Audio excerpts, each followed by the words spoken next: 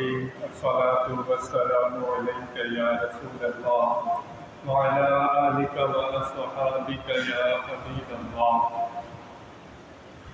اللہ تعالیٰ نے ہمارے نبی کریم صلی اللہ علیہ وسلم کو درجے مرتبے میں تمام نبیوں رسولوں سے افضل بنایا۔ ان کی برکت سے ہم امت تمام امتوں سے بہترین امت۔ قرآن پاک میں اللہ تعالیٰ ارشاد فرماتا ہے کنتم خیر امۃ اخرجت للناس تأمرون بالمعروف وتنہون عن المنکر۔ ہمارے افضل ہونے کی ایک اللہ تعالیٰ جو نشانی ہے وہ بھی بتا رہا ہے کہ تم بہترین امت ہو اس وجہ سے کہ تم نیکی کا حکم دیتے ہو اور برائیوں سے منع کرتے ہو۔ ایک یہ بھی سبب ہے ہمارے افضل ہونے کا۔ قرآن میں اللہ فرماتا ہے وَمَا كَانَ الْمُؤْمِنُونَ لِيَنْفِرُوا كَافَّةً۔ اس آیت کا جو مفہوم ہے اللہ فرماتا ہے کہ ایسا نہیں ہو سکتا کہ سارے کے سارے تم نکلو اور علم دین حاصل کرو، ایسا نہیں ہو سکتا۔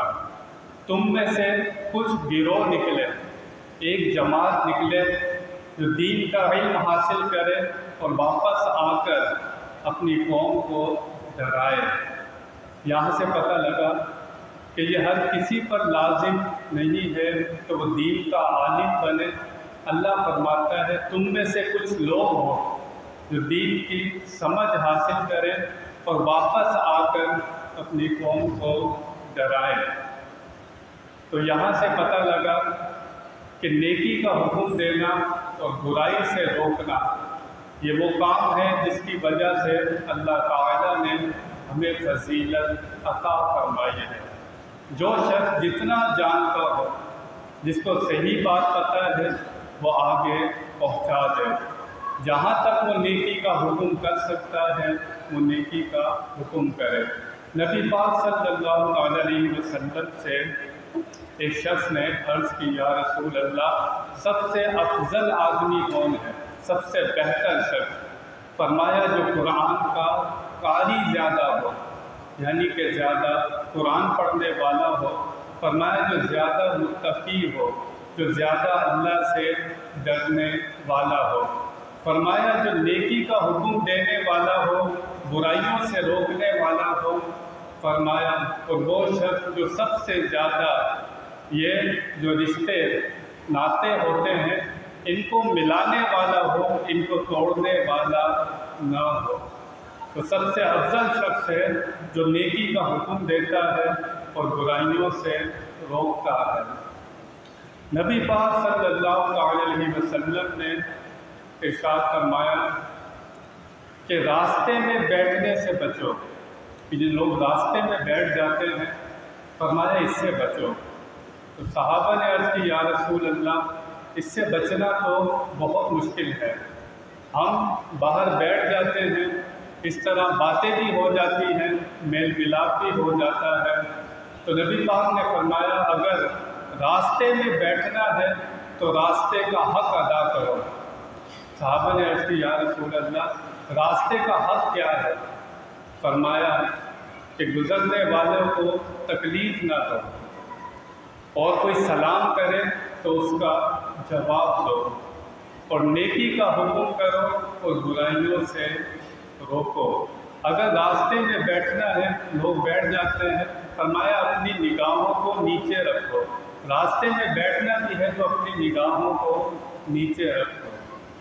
اللہ تعالیٰ نے حکم دیا جبریل امین کو کہ ایک بستی ہے اس کو اپ سائڈ ڈاؤن، بستی کو الٹ دو۔ جبریل امین نے عرض کی یا اللہ یہاں پر ایک تیرا بندہ ہے جو بہت عبادت کرتا ہے، بڑا نیکوکار ہے۔ اللہ نے فرمایا اس پر بھی زمین کو پلٹ دو۔ یا اللہ یہ تو نیک آدمی ہے۔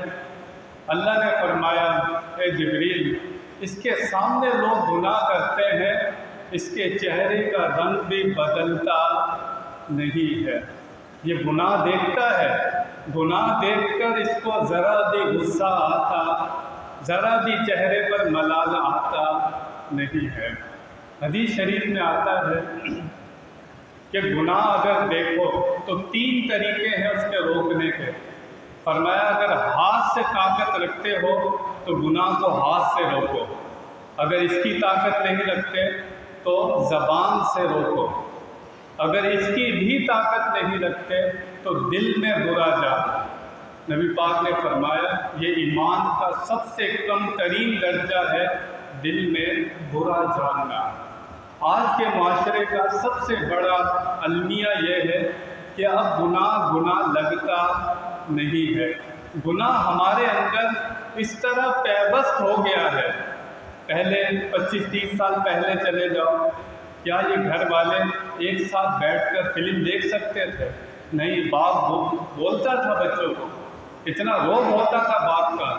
لیکن آج آپ کے سامنے گھر میں سارے بیٹھ کر گناہ کرتے ہیں، دیکھتے ہیں، لیکن ایک کھٹک بھی ہوتی نہیں ہے۔ یہ سب سے بڑا المیہ ہے کہ جب گناہ لگتا ہی نہیں ہے تو پھر توبہ کیسے کرے گا؟ توبہ تو وہ کرے گا نا جس کو گناہ لگتا ہو۔ آج اس معاشرے میں اس مقام تک ہم لوگ چلے گئے کہ ہمیں گناہ لگتا نہیں ہے۔ فرمایا ہاتھ سے روکو، یہ حکمرانوں کا کام ہے کہ گناہ دیکھے آپ کی جو ماتحت ہے، اگر آپ ہاتھ سے روک سکتے ہیں تو گناہ کو ہاتھ سے روکیں۔ علماء کا کام ہے زبان سے گناہوں کی نشاندہی کرنا، اس کے خلاف بولنا، روکنا۔ عوام کچھ نہیں کر سکتی تو گناہ کو دل سے برا جانے۔ نبی پاک نے خدا کی قسم اٹھا کر فرمایا یا تو تم نیکی کا حکم کرتے رہو گے، گناہوں سے روکتے رہو گے، اگر یہ کام تم چھوڑ دو گے تو تمہارے اچھے لوگ بھی دعا کریں گے، دعا قبول نہیں ہوگی۔ آج مسلمانوں پر کیا حال ہے؟ کتنے لوگ خانہ کعبہ میں دعا کرتے ہیں، مقدس مقامات پر دعا کرتے ہیں، دعائیں قبول ہوتی نہیں ہے۔ وجہ بتائی گئی، فرمایا تم نیکی کا حکم دو گے، گناہوں سے روکتے رہو گے تو جب تک تمہاری دعائیں قبول ہوں گی۔ آج افسوس کا مقام ہے کہ ہم لوگ اس مقام پر چلے گئے کہ یہ کام اب تھوڑے سے لوگ ہیں جو نیکی کا حکم دیتے ہیں، گناہوں سے روکتے ہیں، اکثریت خاموش ہے۔ ابھی یہ ہمارے لیے بہت خوش نصیبی کی بات ہے کہ منبر و محراب سے آواز لگ رہی ہے۔ ایک وقت آئے گا کہ آواز لگانے والا بھی کوئی نہیں ہوگا۔ ابھی بھی وقت ہے ہمارے سدھرنے کا۔